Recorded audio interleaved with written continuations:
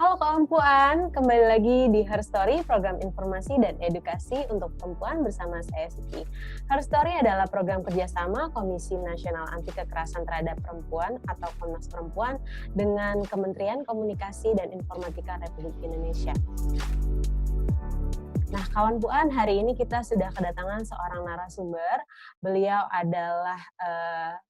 pernah menjabat sebagai Ketua Komisioner di Komisi Perlindungan Anak Indonesia pada tahun 2010, kemudian juga pernah menjabat sebagai anggota Dewan Perwakilan Rakyat pada tahun 2004 dan pernah terlibat dalam Kaukus Perempuan Parlemen Indonesia. Saat ini beliau menjabat sebagai Komisioner Komnas Perempuan. Langsung saja kita sapa dengan Ibu Maria Ulfa. Apa kabar Ibu Maria Ulfa? Baik, alhamdulillah. Baik, Mbak sibuk Siti, apa sekali ya kabar? Bu. Sehat juga kan? Alhamdulillah sehat Bu. Jadi sedang sibuk apa nih Bu Maria? Sedang sibuk hari-hari di Komnas Perempuan. Baru saja tadi kami hadir rapat SPPT TKKTP untuk upaya membangun sistem ini ya untuk perlindungan bagi korban. Baik, banyak sekali ya Bu ya yang dikerjakan di Komnas Perempuan. Ya. Saya dengan Bu Maria Ulfa hari ini akan membicarakan tentang perempuan dan politik identitas. Kawan Puan, ketika kita membicarakan tentang politik, yang biasanya dibahas adalah representasi dan partisipasi perempuan di kancah politik, baik dari jumlahnya dan peran perempuan di kancah politik, misalkan di lembaga legislatif ya. Nah, kali ini kita akan membahas tentang politik identitas. Tapi saya yakin banyak dari kawan Puan yang belum tahu apa itu sebenarnya politik identitas. Langsung saja kita tanyakan kepada Ibu Maria. Bu Maria, jadi sebenarnya apa itu politik identitas? Kemudian tujuannya itu apa? Ya, politik identitas ini dalam kajian ilmu politik sebenarnya merupakan hal yang relatif baru gitu ya, dibanding dengan kajian-kajian politik yang lain, yang mainstream gitu ya. Politik identitas ini merupakan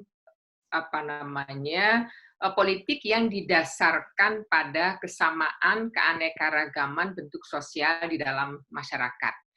Dan politik identitas ini sering dimanfaatkan dalam tanda kutip gitu untuk kepentingan berbagai kepentingan politik, termasuk juga di dalam mengekspresikan ketidakpuasan terhadap adanya berbagai masalah sosial yang terjadi di masyarakat, maupun untuk mencari dukungan politik ya dalam proses demokrasi.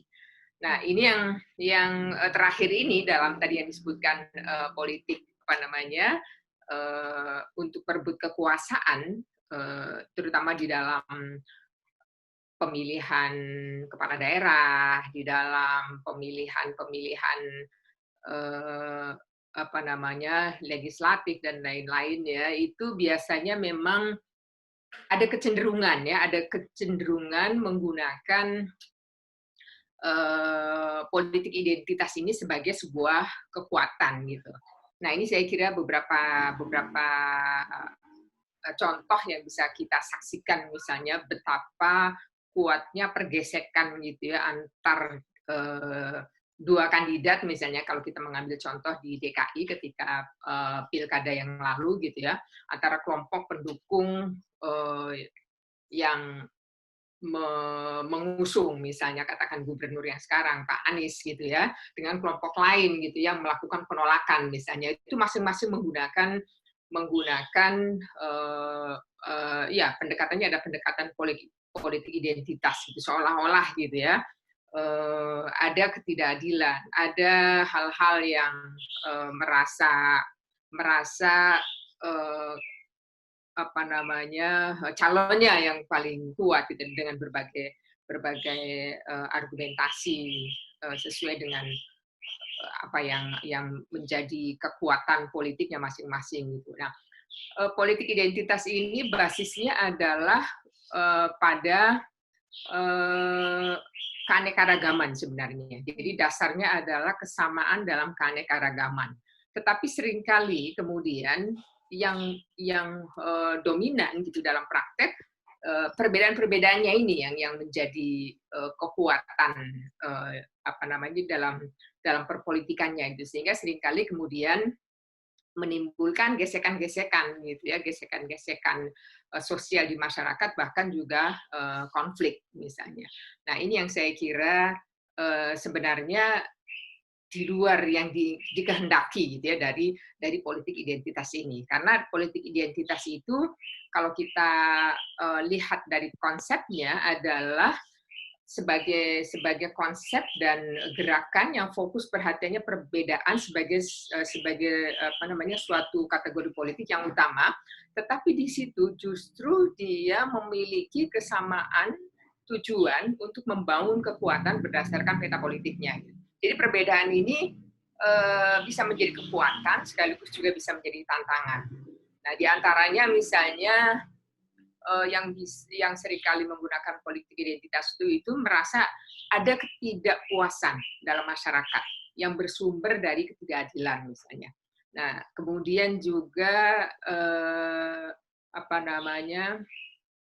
ada keinginan untuk menyatukan kekuatan politiknya di dalam agenda demokrasi. Jadi ruang-ruangnya menjadi ruang-ruang yang kontestasi politik yang menghendaki, ya namanya juga kekuatan politik ya, dia bisa menggunakan berbagai macam cara. Nah, identitas politik ini biasanya didasarkan pada identitas etnis, bisa juga pada identitas agama, kemudian bisa juga pada identitas gender, bisa juga pada entitas-entitas yang lainnya. Jadi perbedaan-perbedaan yang ada di dalam masyarakat, semuanya bisa menjadi kekuatan gitu. Nah, beberapa dalam konteks Indonesia ini politik identitas ini berkaitan dengan etnisitas gitu ya, berkaitan juga dengan agama, dengan ideologi dan kepentingan-kepentingan lokal yang umumnya diwakili oleh para elit politik ya, kalau dalam hal perebutan kekuasaan pemerintah daerah misalnya. Nah, beberapa contoh yang bernuansa politik identitas diantaranya adalah kalau yang terkait dengan perempuan, ini ada kebijakan-kebijakan yang misalnya mendiskriminasi perempuan, gitu. Ada kebijakan-kebijakan yang menggunakan label-label, gitu ya, agama tertentu misalnya. Nah, ini juga bisa bisa disebut dari produk-produk gitu ya dari politik identitas. Kira-kira begitu, Mbak. Baik, saya akan tanya lagi tentang politik identitas kaitannya dengan perempuan, tapi sebelum itu kita saksikan yang satu ini.